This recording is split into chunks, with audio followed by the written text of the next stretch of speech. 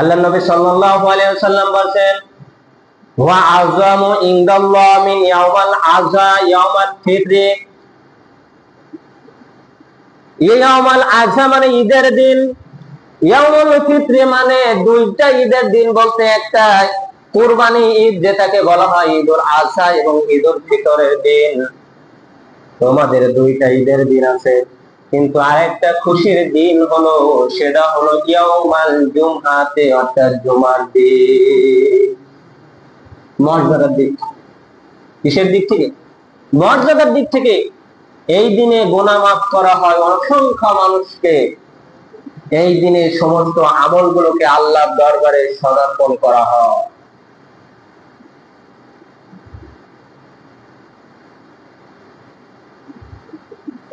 এই দিনের যে বিষয়গুলো আমরা জানলাম, তাহলে বোঝা গেল 1 নম্বর বিষয় হলো খলকুল আদম, আদমকে সৃষ্টি করা হয়, আদম হলো জান্নাত, জান্নাত থেকে বের করে দেওয়া হয়, উখরিজা মিনহা বের করে দেওয়া হয়, দাখালাল জান্নাহ, জান্নাতে কিন্তু যেই দিন প্রবেশ করানো হয়, তাহলে আদমকে তৈরি করা হয়, আবার তৈরি করা হয়, এই দিন ছিল জুমার দিন, তাকে জান্নাতে প্রবেশ করানো হয়, এই দিনও ছিল জুমার দিন, জান্নাত থেকে বের করে দেওয়া হয়, এই দিনও ছিল জুমার দিন।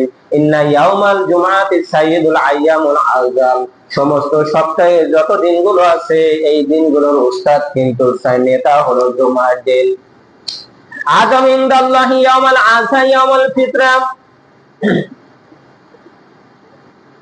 ঈদুল আযহা আর ঈদুল ফিতরের পরে যদি কোনো উত্তম দিন থেকে থাকে সেটা হলো জুমার দিন। তাওয়াফাল্লাহু আদম, আল্লাহ রাব্বুল আলামিন আদমকে যেই দিনে মৃত্যু দান করেন সেইটাও ছিল ইয়াউমুল জুমার দিন।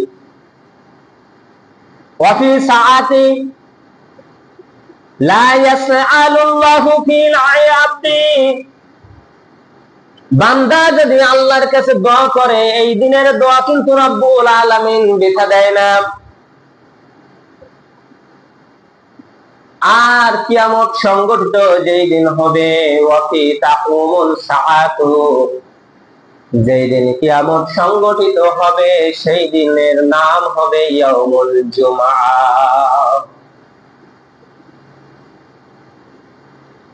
তাহলে কিয়ামত যেদিন সংগঠিত হবে সেই দিনের নামও কি?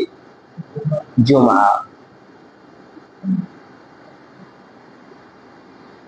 রব্বুল আলামিন মুফাসসিরগণ বলেন, যেই দিন সিংহায় ফু দেওয়া হবে, ফুৎকার দেওয়া হবে, মালিক ইবনে মুয়াত্তার তাফসিরে